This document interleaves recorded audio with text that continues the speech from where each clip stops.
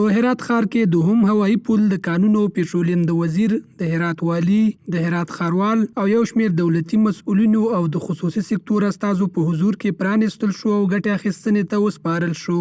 د هېواد د کانونو او پېټرولیم وزیر په دې مراسمو کې د ټاپي پروژې پرمختګ ته هم اشاره وکړه او ویل چې د دې پروژې په عملي کېدو او د غازو په انتقال سره به په هرات کې د صنعتي شرکتونو د فعالیت زمینه نور هم پراخه شي. د هرات صنعت چې دی ډېر مخته روان دی، الحمدلله په ټول افغانستان کې مخته روان دی چې اوس بیا د ټاپي پروژه دلته راورسېږي او دلته زموږ ستاسې صنعتي پارک ته بیا به ډېر کار مخته ولاړ شي.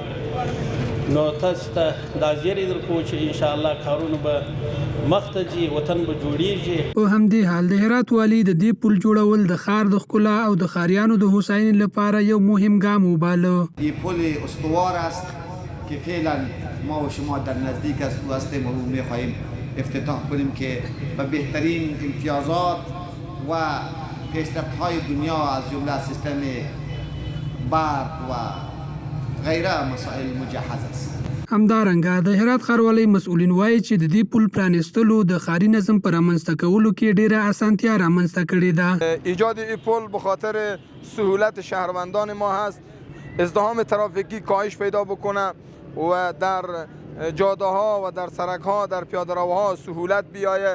له بل لوري د سلام بلال شرکت مسؤلین چې د دې پل جوړونکي دي وایي چې دا پروژه د څه باندې 14 میلیونه افغانیو په لګښت پلي شوې او د لیفټ په اسانتیا هم سمبال ده، څو سپینګیري ماشومان او هغه کسان چې د تګ راتګ ستونزې لري په اسانه ترې ګټه واخلي. ساخت پل عابر پیاده را تصمیم گرفت حدود 5 ماه پیش در این موقعیت نظر به کورکی انجام شده از جانب ریاست شورولی. کار احداث پل عابر پیاده را شروع کرد که اکنون شاهد برآورداری ما شما هستیم.